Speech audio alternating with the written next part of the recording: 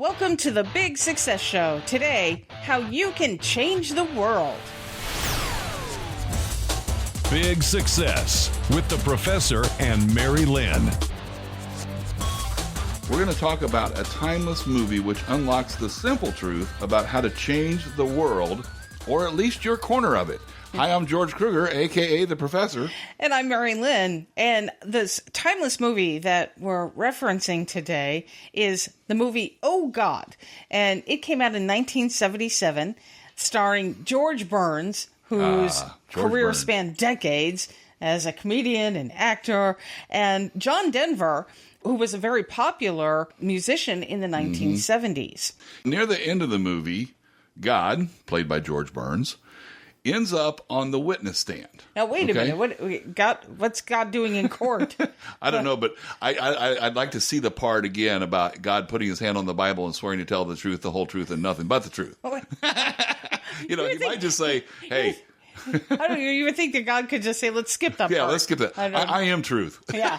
Maybe he just says that. That's, I am truth, right? So, right. So now, why is God in court? Well, he's testifying for John Denver, for Jerry, who's John Denver's character, who also is a supermarket manager. And God has come to him, to Jerry, asking him to deliver God's message to the world. What? Now, God chooses a simple person to deliver a message of magnitude? Yes, apparently he did in this case, at least. And, Mary-Lynn, I have to say, if that happened to me, I think I'd feel a little pressure. I'd say. God's asking me to do this. Oh, my gosh. He's ended up in court now. Why is he in court, though? Well, so the reason that God was on the witness stand is that as Jerry had begun to share his message, God's message, Jerry gets sued by a televangelist for slander. Oh, jeez. Because God had said some things against televangelists. And Jerry said those things, right? So he decides that Jerry decides he's going to fight this lawsuit. So in the fight, Jerry asks God to be his star witness. That's right. Can't get a better witness than that, right? That's right. And so here's what God said on the witness stand in closing. And George is going to play the role of God yes. for us. So here we go. I know how hard it is in these times to have faith.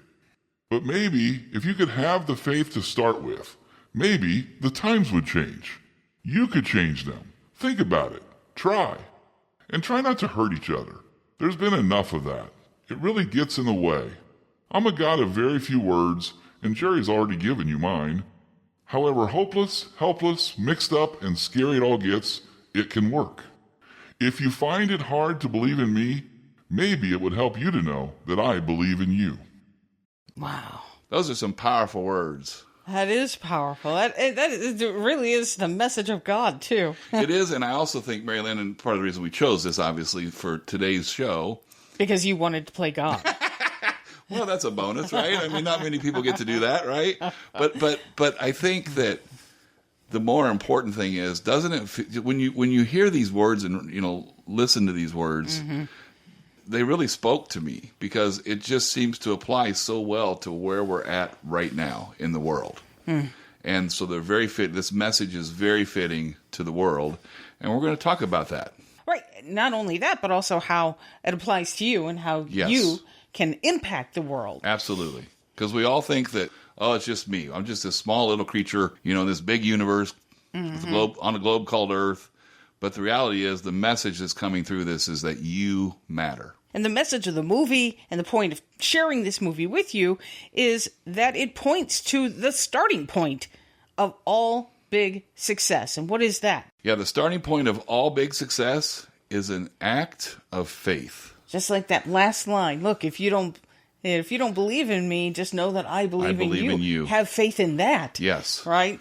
So faith is so important. Yeah, you want to have faith in a power greater than yourself. Faith in your ultimate destiny.